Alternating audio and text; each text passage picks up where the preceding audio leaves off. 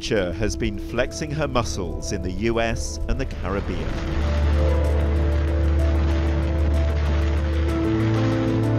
Bringing storms, winds and devastation. It's hurricane season, but Harvey and Irma have been different. Born and raised in hurricane country, never experienced anything like this. It's the most frightening thing ever. Over the next half hour, we'll show you how Harvey brought unprecedented rainfall and catastrophic flooding to America's fourth biggest city. I have no home to go home to. It's scary. It's very scary. And after Irma broke records of her own, we'll ask whether climate change is playing a role in this extreme weather. That feeds the hurricanes, and it can increase the intensity, and this is probably what we are seeing.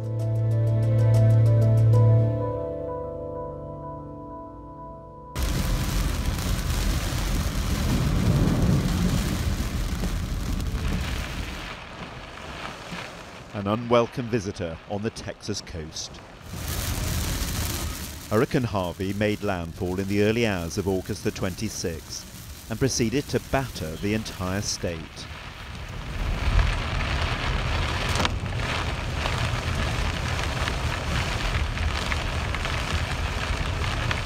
But it was what came next which made this the worst disaster in the history of Texas. Well, it's been a dramatic few hours here in Texas, but believe it or not, the winds here are actually dying down, and Hurricane Harvey is passing through. But as it does so, the worst is probably yet to come, because it's leaving behind a tropical storm, and that's depositing so much rain that the authorities are warning of catastrophic flooding and a risk to life. And that was exactly what happened. Within 24 hours of Harvey's arrival, the flooding was forcing people to leave their homes. Many carrying whatever they'd been able to salvage in their hurry to get out. Many clearly in need of assistance. And all with stories to tell. Our neighborhood, we didn't think it was going to flood like this. My house didn't flood in Ike, so we figured we'd be all right, high ground. But that wasn't the case. So we packed up. We ended up waiting across the street. At that point, the water in our street was about to my shoulders.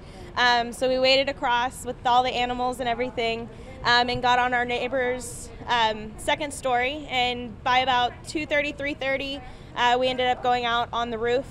From then till about 6:30 this morning, we stayed on the roof because that was pretty much all we could do. We tried to wave down the Coast Guard or anybody that was trying to help. Once the sun came up, we ended up getting one of our boats working. Our neighbor had a boat. We rode the boat to the front of the neighborhood and waded through the water to this overpass. And you were up to your shoulders in water, and then Yes. you were on the roof. How frightening was it? You know, I think I'm in shock, but it's starting to kind of kick in. I have no home to go home to. It's scary. It's very scary. Some had turned up to help, only to get into difficulties themselves. Came on a rescue mission. Her mom and stepdad and 3 other kids were trapped in Pine Forest apartments here, and we feel like we can get to them, so we came to come get them actually, and they didn't want us in the water, so they asked us to come here to get back on dry land. And now you're stuck yourself? Yeah, kind of. We can turn around technically, but my boyfriend kind of went out towards Highway 3 to get his mom, and she's trapped in the attic. She can't get out, and we lost contact with her, so that's his mom. He's going to do whatever he has to try to get her. Only a few had suitable transport for the conditions, and even they were stunned by the effects of the storm. This is pretty catastrophic for the Houston area. I'm a native Houston, born here in Texas, okay? And this is the worst I've ever seen in my life, and I'll be 66 in November, so this is pretty sad. We've got a lot of flooding everywhere in Houston and the surrounding areas, suburbs, all the little cities. A lot of people are suffering right now, so just we need your prayers.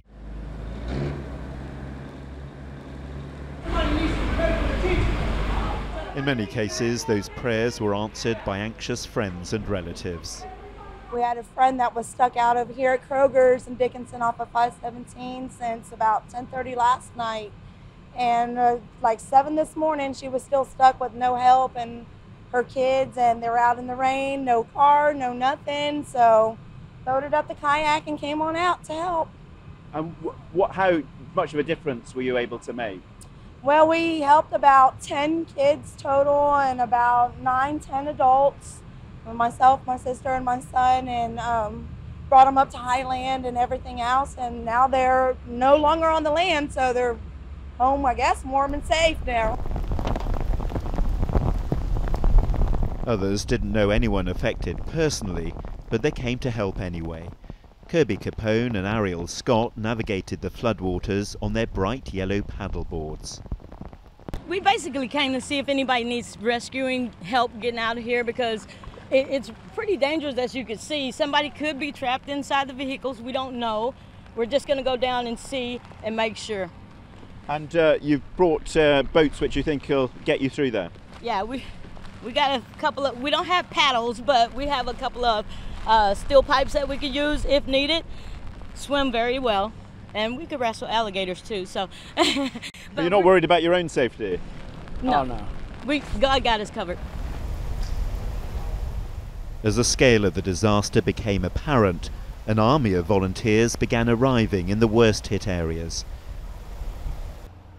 Nobody asked them, they just felt the need to come.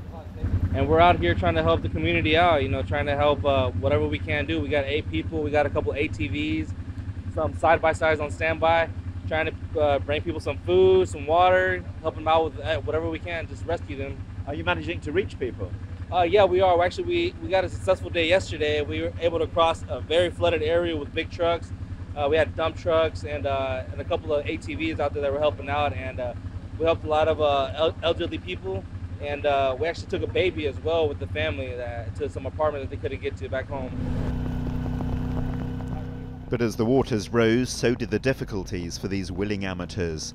We joined one rescue mission, but it soon had to be abandoned. The water's too treacherous to continue. How difficult is this proving? Yeah, it's really hard. Right now the belt's slipping, there's water getting in. I'm sorry. The professional rescue teams were eventually in place, but it wasn't a straightforward operation for them either. One of the biggest problems for the emergency teams is the sheer magnitude of the flood zone. No sooner have they dealt with a crisis in one area than a new area emerges unexpectedly. Take this road for example. A few hours ago it was bone dry, but look at it now. And if the rains continue, there could well be a situation here where homes have to be evacuated. And there are similar scenes across Texas. But nowhere was hit as hard as Houston. Over just 4 days, 1,000 millimeters of rain fell here.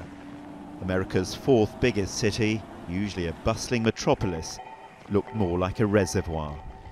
Residents had to wade through water waist deep to evacuate. Up to here to me. So I had to wear my life jacket, but once you get in there, it's just a lot of debris everywhere, but it's a lot of water, and a lot of people need help back there. Thousands of now homeless people headed to the shelters that sprang up across Texas, offering refuge and essentials to replace what they'd lost. I lost everything. My house under the water. I lost 2 houses, 3 cars. Everything's under the water. Me and my wife, we lived over there on Mason Tidwell in the back by the bayou, and it's drowned out every house back there. So, right now we just stuck out waiting for family members to come pick us up, take us to their house. And as the crisis escalates, so does the response. This is the scene on the last bit of dry road before Houston. Armoured vehicles now waiting to take part in the rescue operation. The US Marines rolled into a city where 4 days after Hurricane Harvey, there were still people trapped in their homes by floodwater. It's unusual, but we need it, and they're helping. The government's helping us any way they can. Everybody's pitching in. What can these armoured vehicles do that other... High water, get in there to rescue. They put people inside. They carry several people inside of them. By now, there were dozens of teams fanned out across the city searching for survivors. Friends and relatives of those still missing were growing increasingly concerned. He's about my height and a muscular build. And what do you call the short hair? You know, the spike. They're waiting for that dog. They know that dog. It's coming. They've already talked. Yes. As news came in of where people were trapped, rescuers headed into the water. Where? Right here through this gate. So there's a dip right here, flat land, another dip, the street, and then another dip. 17,000 rescues were carried out across Texas during the week. With power lines down, many of those rescued hadn't been able to communicate with the outside world.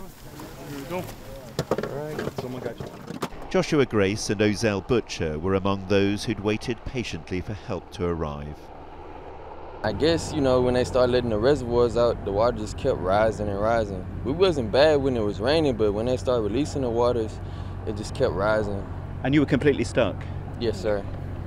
And what happened now? You've just been pulled out by boat? Yeah, they were saying they don't know how bad it's going to get, so it's better if we leave now than wait. Because they'll come back later, but it's better if we leave now before it get worse.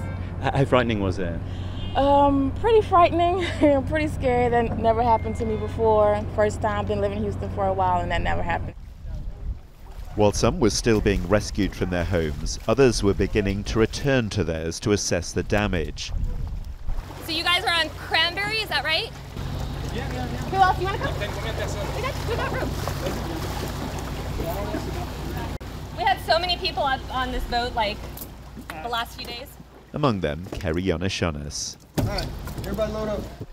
Her community was flooded when stormwater was deliberately released from the local dam.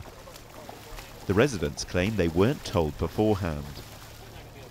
We had no warnings except for what we watched on the news on that Friday. I think it was late afternoon. I happened to see that on the news they were talking about this Addicts Dam, that they were going to be doing a controlled release of the dam. And I thought, we are way too close, we need to get out of here. So my friend and I talked, we got out. And it's a good thing we did. The water at that time was not very deep in the street, maybe about this deep. We could have all been evacuated from this neighborhood at that time.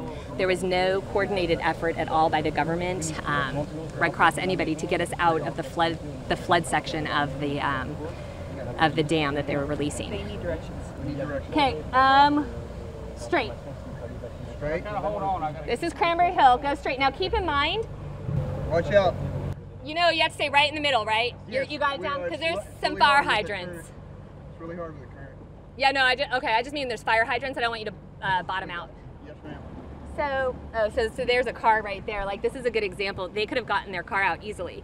We'll be in there in just a second. So, I mean, this is an example of all of the people coming out to help us. As you can tell, we still have people trying to get things out of their houses. Yesterday in the morning, we still had a family of 4 with 2 kids stuck in the house. 36 hours after they had flooded the dam, we still had some people stuck in their house with no real organized support here. There were 2 small Coast Guard boats, but they don't know the area or anything like that, so all of us had to help. My house is right there. The white one on the right? Yep. Now, y'all, if you want to come in, go like this. It's a curved driveway, so you won't bottom out. Curve it in here. Inside the mimosa. All right. All right, here we go. Watch out, there's a table here. So there's one thing I wanted to get from the walls. I mean, there's nothing really salvageable, but this is something really important to me, is my charts from my swims. So every time you do a swim, the pilot of the boat charts out your course that you swam, and the crew signs it. So they're in here, and I wanted to get them off the wall because they said that it's going to get 1 to 3 feet higher, and these can't be. There's a lot of stuff in here that can be rebought, but that's one of the things that we can't buy. There's a desk here sunk. Be careful. So I just wanted to get my map of my English Channel relay, my map of my Catalina, and 2 of the charts are already underwater. I mean, I don't even know what the emotion is that I'm feeling right now. I mean, part of me is looking at things and knowing they're only objects, but then also it's a story of our lives, because, you know, those are Buddhist statues I got on my honeymoon, you know, and then I have like a chair from Thailand, and then I've got my cat food floating there by the door, and I'm thinking, thank God I got my cats out. So it's just strange because I'm looking all around here and I'm seeing just memories from all different times in my life, and it's weird to just see them kind of just thrown in water that has gasoline floating on top of it. you know, those treasured items. But at the same time, I've got this clarity. I know it's just items because we had to leave fast because the dam opened. So I think because of that, there was an emergency crisis situation to leave because the dam was opening. It does give me that perspective that this is just things, and we got out with our lives. But you know, it's hard. I mean, this is everything you've worked for, and you can just see it's gone. Hey guys, are there any boats left? Are there any boats left? In all, Harvey forced 30,000 people to leave their homes. I'm gonna be grabbing you again today. Bonnie Erickson was one of them. But her husband didn't leave with her, and now he's trapped. There was a time I could have just jumped in the damn truck. There was a time I could have done the same damn thing, but look at you. Look at you. Good morning. Thank you. And I'm from South Louisiana, born and raised in hurricane country. Never experienced anything like this. It's the most frightening thing ever. Our house is totally under, and I'm worried about the snakes from Buffalo Bayou. We have so many snakes here, and they're all poisonous. And how come your husband's trapped and you're... Because he's a damn fool, that's why. I'm not going to tell you exactly what I told him. I just said this is not Uber service. We're coming to get you, buddy. And that's it.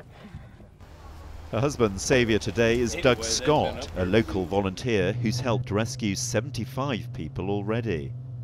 we're not the only boat out here. There's thousands of boats out here. Thousands. People came from everywhere. We met a guy from South Carolina that brought himself and his boat. We met a man that bought 2 big military vehicles just for this. Bought them and brought them here the same day. We've met people from all over the place. Are we going to the other side of the street? This team had come from Tennessee. We want to get in and drive it across the other side of the street, or we want to go back the same way we came? Former soldier LJ towed his boat 1,300 miles to get here. Today he's taking some of the flood victims back home. Well, my husband has sleep apnea, so he needs his CPAP so we can both sleep.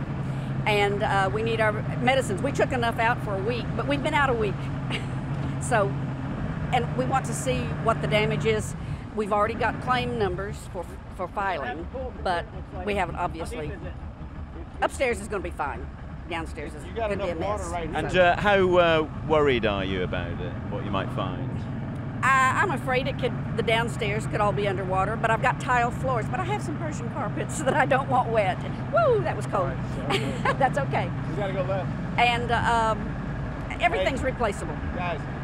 It's stuff. The current's just gonna get heavier. Can you see yourself ever actually moving back permanently? In my house? Of course. I'll just move upstairs as soon as I get the AC running and get a new refrigerator in it. I'll move back in and we'll take care of the downstairs. To come with you? I'm going to go with it. While the boat waits for Vicky's return, other residents emerge who need a ride. Come on, this is milk. Get some water. Do cat. It's very, get some rest. Here, I got this. Soon Vicky herself is back on board. My house was, I brought more water in it than was in it when I opened the door. My driveway was dry. I walked all the way to the back of the house. We're on the bayou. My deck was bone dry all the way across. So you've been really lucky. I am more lucky than you have any idea. So you'll be able to move back in? I told you I was going to move back in. But quickly? But quickly, yeah. It's that sort of thing. You just pull your big boy pants up and, and get on with it.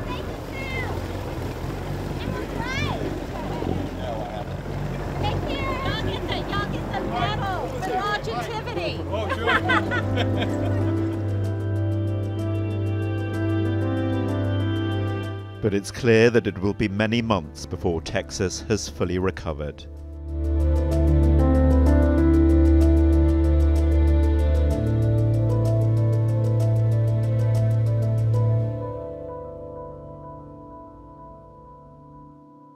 It's hard to believe that this is a highway that runs through northwest Houston.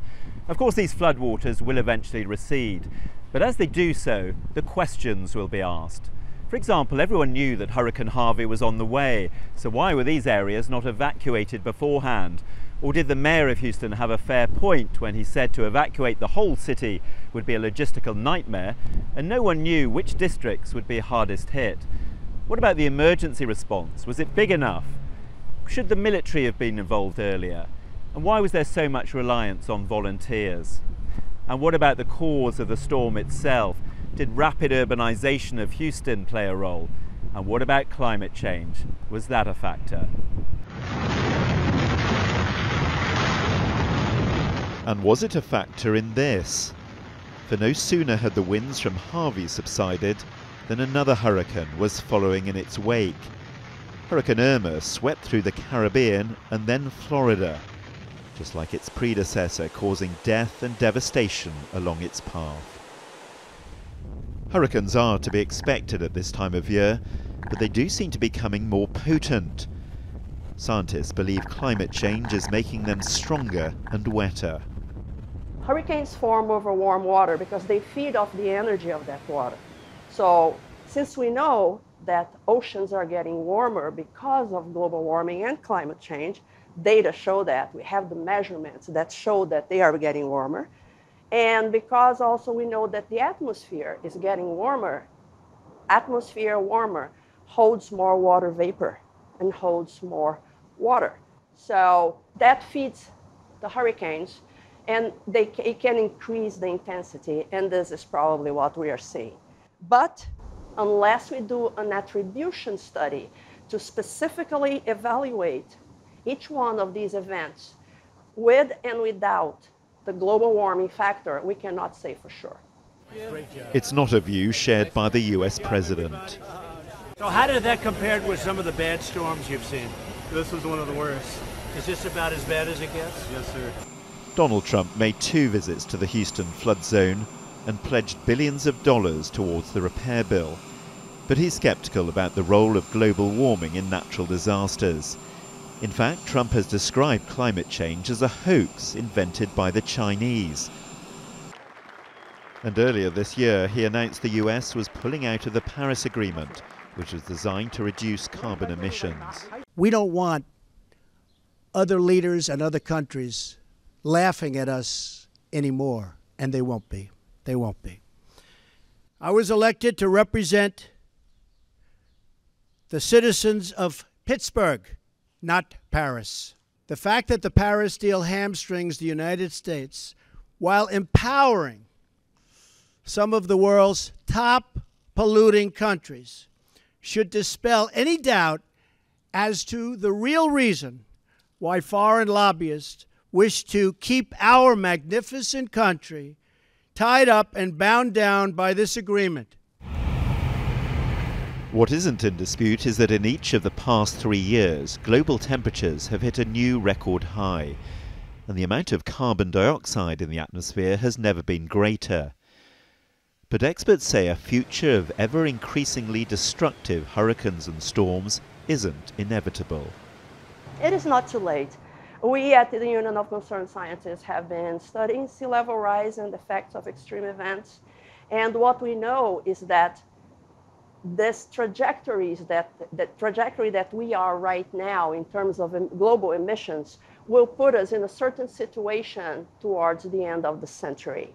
However, if we reduce emissions globally, we can slow the rate of warming, and on the second half of the century, that trajectory has a better chance of changing to a lower warming, and that will have big influence on these extreme events.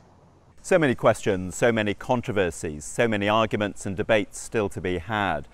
Maybe at the end of the day, we need to take a step back and also acknowledge the sheer raw force of nature. Hurricanes and storms have been battering our planet for generations. This has been a powerful reminder that mankind doesn't always get its own way. I'm John Brain. You've been watching a TRT World Special.